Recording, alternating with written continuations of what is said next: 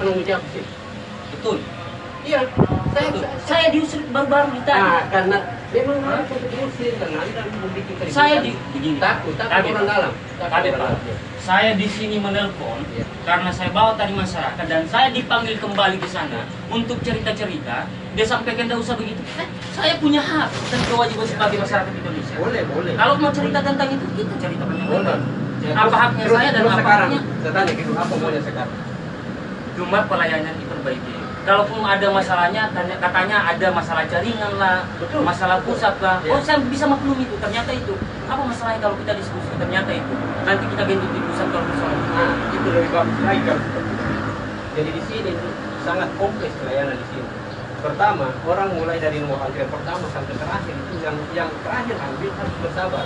Kemudian tidak segampang itu bisa proses karena ada prosedur, ada persyaratan. Kemudian ada standar prosedur operasional, misalnya kalau kakak berapa hari, akte lahir berapa. Nah, itu seperti begitu. Jadi Saya pun ikut prosedurnya. ya, makanya di sini sebenarnya ini kebijakan saya. Layani secepat mungkin. Kalau perlu 7 menit sudah selesai. Kalau saya ya. Itu yang kami harapkan sebagai Ya. masyarakat. Nah, cuma persoalannya di sini kadang-kadang terkendala di masalah antrian yang panjang, jaringan dan lain sebagainya. Kalau saya 7 menit, saya sudah pernah kasih salam Pak Dirjen, salam 7 menit.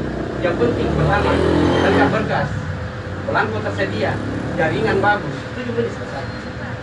Kalau itu semua tersedia, tapi faktanya mau dicetak, jaringan tidak komplit. Nah, itu yang jadi persoalan. Jadi persoalan jaringan yang paling utama saya sudah cerita dan ternyata pada persoalan jaringan. Kami akan gadget persoalan Indonesia. Nah, jadi kalau misalnya ada misi seperti begitu, Anda sudah membawakan misi nasional. Misi nasional bahwa jaringan yang perlu diperbaiki di tingkat pusat. Belangko harus berkesinambungan, jangan sampai seperti kita. Mohon maaf ya, bukan ini saja yang pernah saya kritik, saya pernah juga kritik Samsat.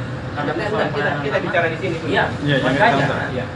Makanya saya kritik persoalan apa masalah yang terjadi yang dia dapat. Makanya saya Gini, ini pertama kan karena yang melanggar